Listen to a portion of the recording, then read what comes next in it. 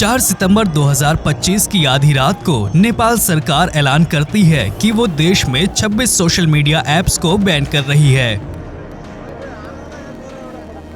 बताया जाता है कि इन कंपनियों ने सरकार के नए नियमों के तहत खुद को रजिस्टर नहीं कराया है और यहीं से नेपाल में एक ऐसी आग लगी जिसने पूरे नेपाल को झुलसा कर रख दिया।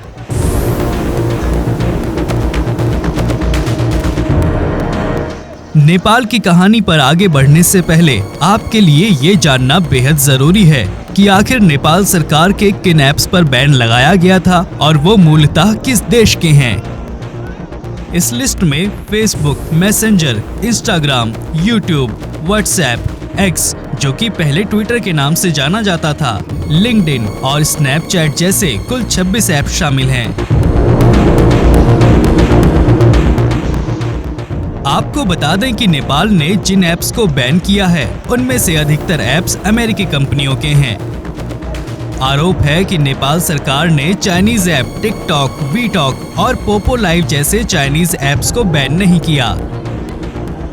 हवाला दिया गया कि इन ऐप्स ने सरकार के नए नियमों के तहत खुद को रजिस्टर करा लिया है। लेकिन फेसबुक और व्हाट्सएप जैसे ऐप्स बैन होने से नेपाल के भीतर अचानक से जेनजी का एक बड़ा धड़ा सरकार के इस फैसले के खिलाफ सड़कों पर उतर आता है।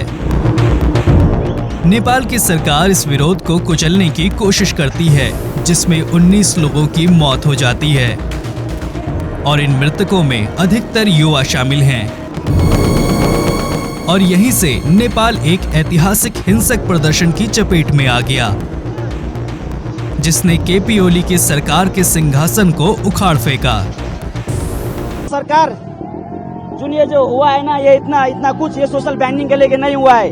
हम लोगों को चाहिए यूथ लीडर चाहिए। अब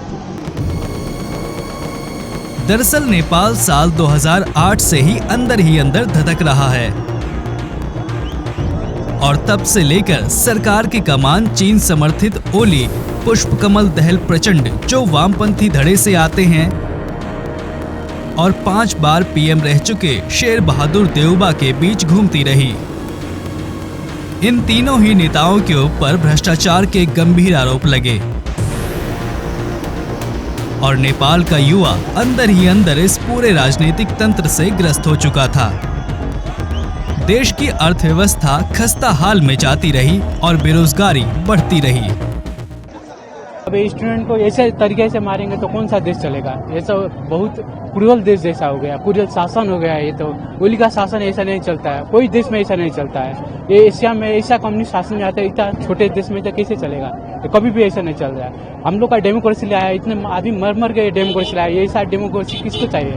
किसी को डेमोक्रेसी ऐसा नहीं चाहिए। नेपाल में सोशल मीडिया बैन से पहले नेपो किड कैंपेन काफी तेजी से चल रहा था,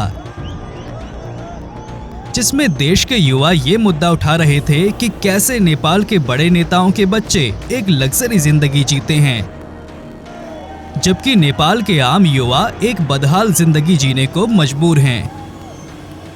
और नेपाल की पर कैपिटा इनकम $1400 सालाना से भी कम है। पिछले 17 सालों में नेपाल में 14 सरकारें रही हैं और इसी बीच जितनी भी सरकारें आईं, जिनमें कई नेताओं के लिंक सीधे चीन से जुड़ते रहे। चीन की रणनीति रही है कि वो पहले छोटे देशों को कर्ज के जाल में फंसाता है और फिर वो उन्हें अपना गुलाम बना लेता है, जैसा पाकिस्तान और श्रीलंका के साथ हुआ।